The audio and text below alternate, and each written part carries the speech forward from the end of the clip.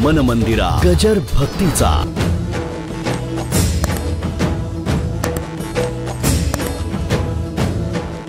घरी नामस्मरण करायला गेल्यानंतर कोण नाही कोणतरी येतच, तडपडतच.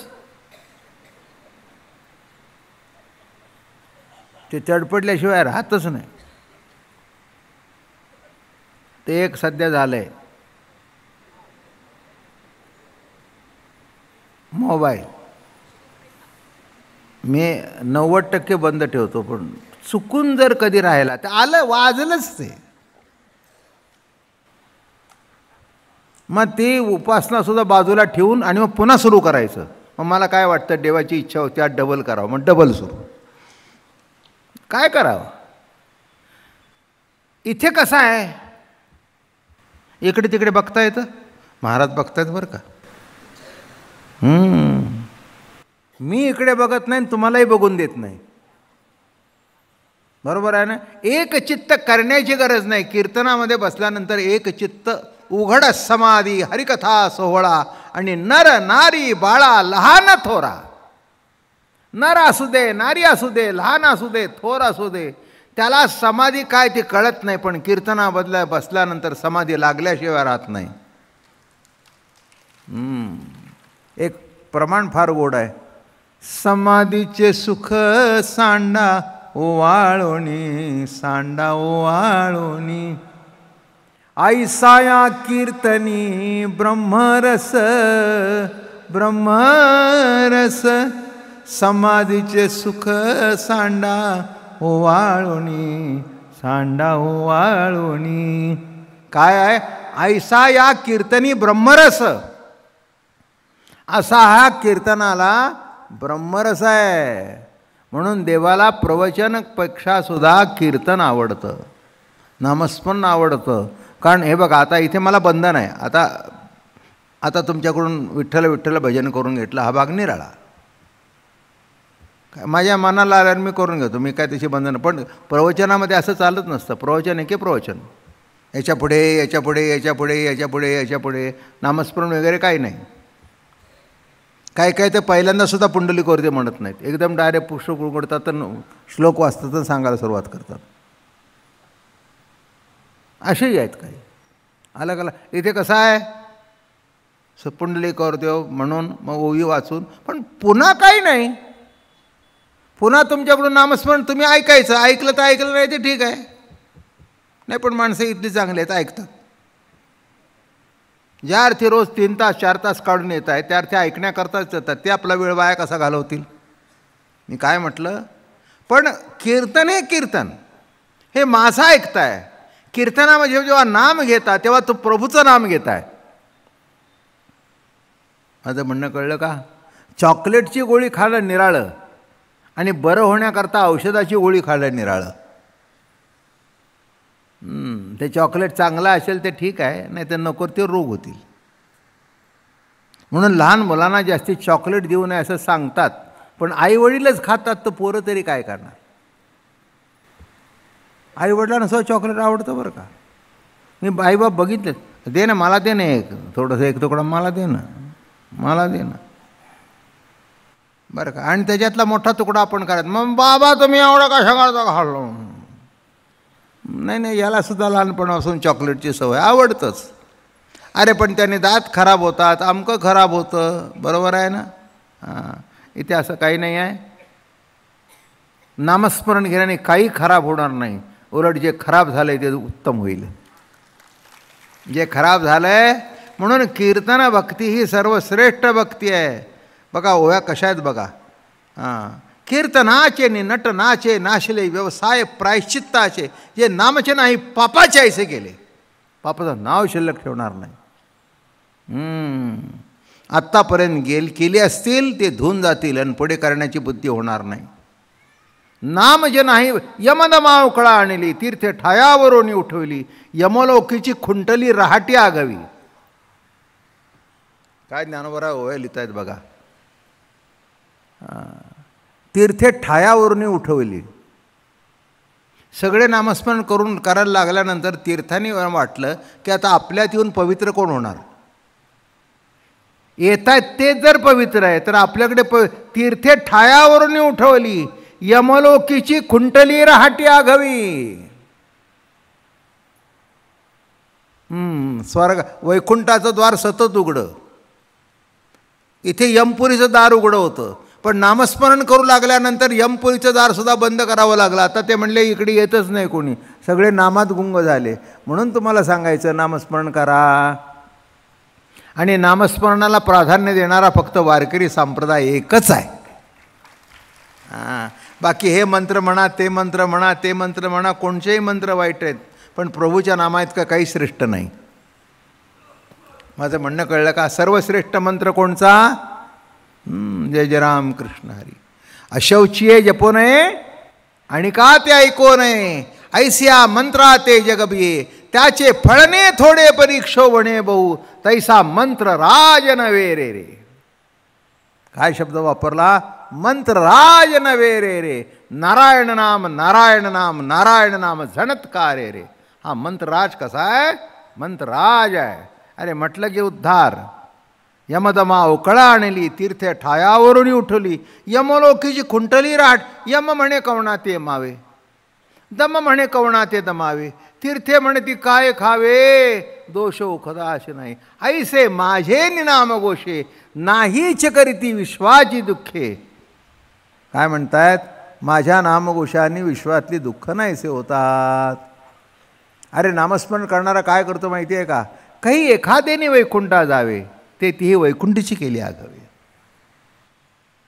ओव्या अशा आहेत, तो मी वैकुंठी नसे, वेळू एक भानुबिंबही न दिसे, योगियाचे मानस मी उमरोने जाय, परी तयापासी पांडवा मी हरपला घेवसावा, जेत नाम घोष बरवा करती माझा. काय एक मी तुम्हाला सांगू का? तर मी मागच्या युगातले पत्ते कलियुगामध्ये वापरू नका. हे काय झालंय? देवाने आता एवढं जरी सांगितलं ना, ते म्हणे कुठे गेलेत? वैकुंठाला. आता कशाला जातो तिथे वैकुंठाला? तो तिथे नाही ना. तो मी वैकुंठी नसे, 9वा अध्याय काढून बघा. मी वैकुंठात नाही. मग वैकुंठात नाही, मग कशाला जातोस वैकुंठाला? मला विचारलं, बाबा महाराज तुम्ही कुठे जाणार? म्हटलं वर्षातून 3दा वैकुंठाला जातो,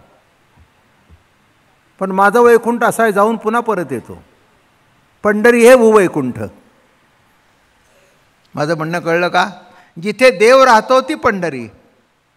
बरोबर आहे ना? मग तिथे जाऊन आलं की झालं, वैकुंठाला जाऊन परत आलो. मला म्हणले, बाबा महाराज आश्चर्य आहे, वैकुंठाला जाऊन परत आलेले कोण नाही? म्हटलं आम्ही आहोत ना वारकरी.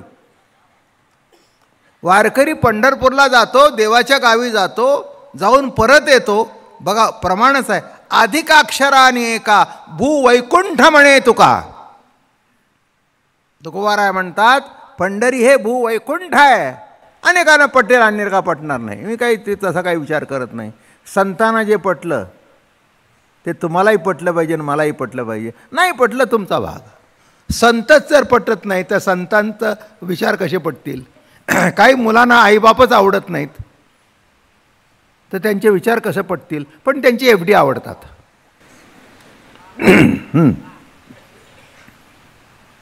त्यांची एफडी जरूर आवडतात, ते पाहिजे असतात. आलं का लक्षात? बाप थकला की बायको म्हणते विचारून घ्या की नॉमिनेशन कोणाचं केलं आहे. सासूबाई परवा कुचकुच कुचकुच करत होत्या, आपल्या शालीला सुद्धा काहीतरी द्या थोडंसं. मुलगी मुलगी शाली, त्याला द्या थोडंसं काहीतरी. काय गंमत आहे की नाही?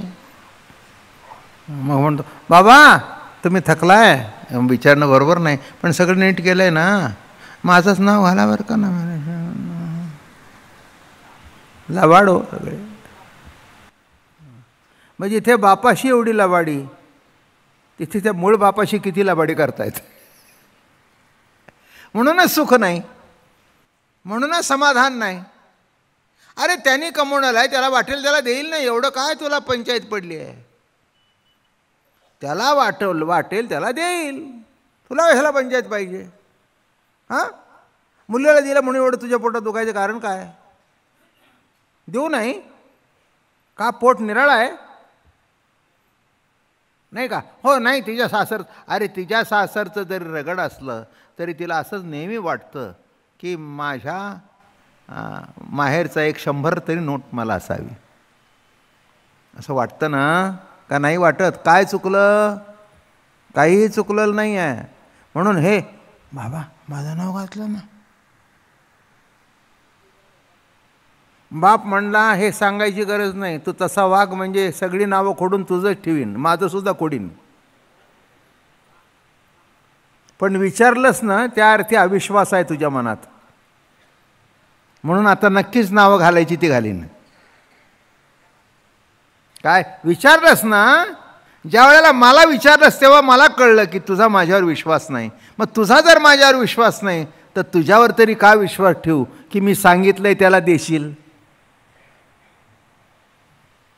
म्हणून तुम्हाला मी सांगतो, मेल्यानंतर कोणाला काहीही द्यायला सांगू नका. मागच्याना जे द्यायचं आहे ना ते तुमच्या हाताने देऊन ठेवा, नाहीतर रजिस्टर डॉक्युमेंट करून देऊन ठेवा. ह्या चोरांच्या हातात देऊ नका कोणाचं. अगदी स्पष्ट विचार आहेत माझे. हे कोणी देणार नाहीत. दादा तसं करणार नाही हो, पण नंबर 1 तर दादाच.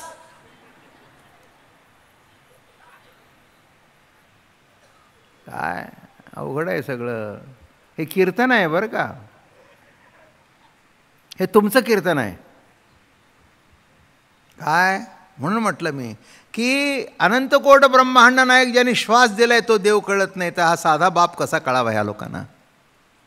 म्हणून म्हणतायत तो मी वैकुंठी नसे. ओवी काय चालली आहे? तो मी वैकुंठी नसे.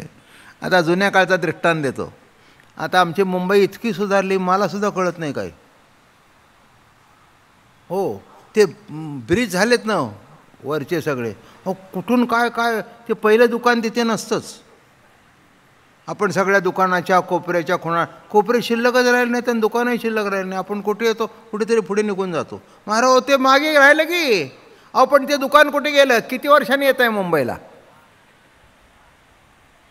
माझं बोलणं कळलं का? तसं गावातून निघताना गाव सोडलं. अशोक सोडल्यानंतर मग शेजारचा मित्र तो म्हटलं आता मुलगा मुंबईला गेला आहे, इथे कोण आम्ही, मग कोण नाही. तो म्हणतो आता विका इथलं काय, त्या घरामध्ये मातीच्या घरामध्ये विकून टाकान चाला. मग मुलाकडून पत्ता घेतला, आजूबाजूच्या लोकांना दिले. यायचं बरं का मुंबईला आम्हाला भेटायला, या आमच्या मुलाचा पत्ता. लय मोठं घर घेतलंय. आणि ह्याने पत्ता दिल्यानंतर हे सद्ग्रस्त तो पंचा जपून ठेवला आणि 25 वर्षांनी मुंबईला आले. मग आले त्या भागामध्ये बरं का, काळा चौकी, अमकी बिल्डिंग. ते गेले म्हणले बुवा हे काळा चौकी बिल्डिंग. काळा चौकी बरोबर आहे, पण बिल्डिंग ती म्हणले गेल्या 15 वर्षापूर्वीच पडली, आणि तिथले आतले तर कोणाला माहीत म्हणले, नाही कळलं. इथल्या इथे 25 वर्षाचा पत्ता चालत नाही, तर कृतत्रेत द्वापार युगातला पत्ता कलियुगात कसा चालावा? नाही, कृतत्रेत द्वापार युगातला मग सध्याचा ॲट अँड पोस्ट कोडचं कुठे? पंढरी. कुठे? पंढरी. आता जर कलियुगातला पत्ता यायचा असेल तर तुम्ही वैकुंठात जाऊ नका, देव पंढरीत आहे, पंढरीत जा, त्याची भेट तुम्हाला होईल. मागचे पत्ते काढू नका, ते काहीही उपयोगाचे नाहीत. म्हणून मागच्या पत्त्यावर माणसं वर निघालीत, काही भेटत नाही त्यांना. सगळं रिकामं झालेलं दिसतं आणि धूळ साठलेली दिसते. आता काय सांगू मग? अहो, वैकुंठ जरी असलं ना तर राहायला कोणी माणसं असेल तर धूळ साठत नाही, आणि कोणीच नसेल तर काय, सगळे खाली आले. ते म्हणले वर देव नाही. मग कुठे आहे देव? तो मी वैकुंठ. देवच सांगतात आपल्या तोंडाने, बाबा महाराज सांगत नाही आणि कोणी सांगत नाही. तो मी वैकुंठी नसे, वेळू एक भानु बिंबही न दिसे, योगियाचे मानस तो उमरडोनी जाय. मन मंदिरा गजर भक्तीचा.